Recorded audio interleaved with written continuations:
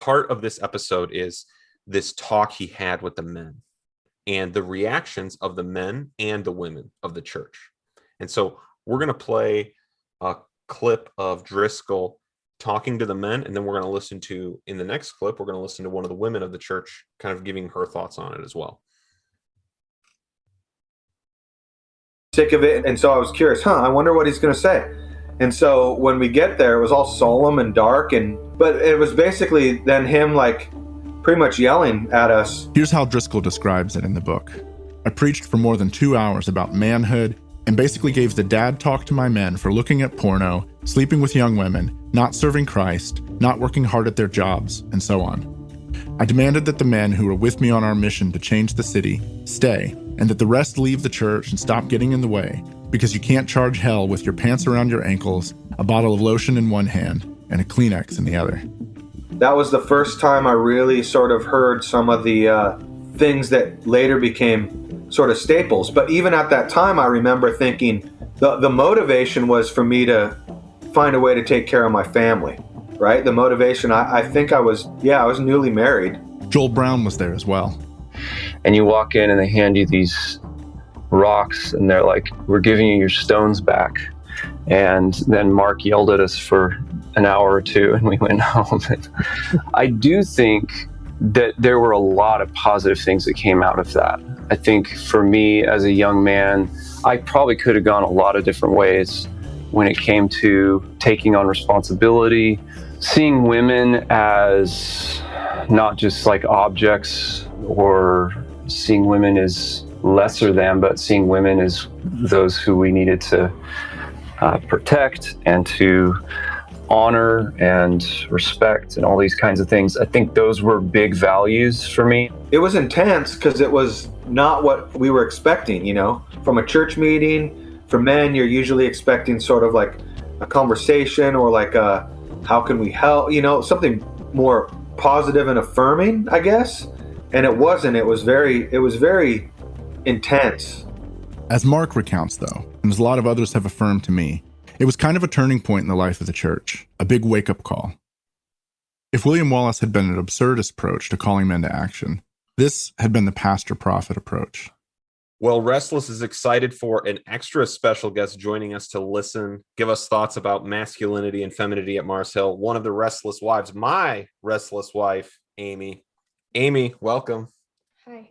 Hi. Well, we just heard Driscoll's talk. Michael, what did you think about this? I think Elijah is going to say, I shouldn't guess what he's going to say. It's like I agree with a lot of what he's saying, but it's a moralistic pull yourself up by the bootstraps approach. It's not a behold the glory of the holiness of God and let that be the transformative work in your life, that as it convicts you, it draws you away from the sin. But instead what he's saying is like pick yourself up by the bootstraps, and he's just crude in how he's going about it. I did not see a pastoral approach to the whatsoever or a loving approach to it. I appreciate that he is calling the men in his church to a higher, holier calling, but it's not a holier calling. It's a moralistic calling, which I think there needs to be a distinction between that. Amy, I think you should jump in on this. When I put the clip on, you made just a horrible face. What were you reacting to? Crude is the absolute word I would agree with. From a published book, right? That was a quote from a book he published. Oh my goodness. Well, yeah. David, what did you think about this picture of masculinity, this masculine calling that was given that night? Yeah, like you put it before, like you agree with the propositions. Like if you break each point down, I have no beef with any of it. Stopping, no fornication, no pornography, work harder, marry your girlfriend, fulfill Genesis command to have children. Like there's nothing objectionable about any of that. And like Amy said, it's presented in a crude way, and they don't bring it up here, but it's often presented in a warlike or martial way, where it's we're going to war. Okay.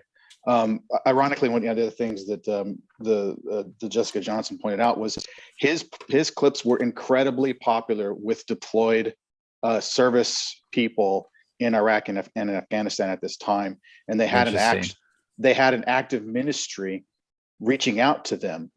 And again, this is one where he's positive in that people said, one of the biggest problems, at least among Christians there, is the easy and constant access to pornography. You're bored, you're down, you're away from your family, you're lonely, and so the porn comes out. And, it did make a positive impact in getting, in reaching out to Christian men and getting them to pull back from that and to stop doing that. So, it does have a positive impact. But it's the mechanism, the way he goes out, Christianity has often used warlike imagery, but you can take it too far. And I think he may be doing that with a lot of his content here. Yeah. So let me, I think I basically agree with what everybody said. And I don't know if this is going to get me in trouble, but let me try to, in some part, defend Driscoll here. So yes, this is crude. Is it over the top? Yes. Is it moralistic? Yes. Is it like the goal even that was stated, right? We're going to change the city. Is that the right goal? No, probably not. It should be a different way of doing it. However, I do think that, number one, let's do the, contextual thing again. Context is this is the men of the church, right?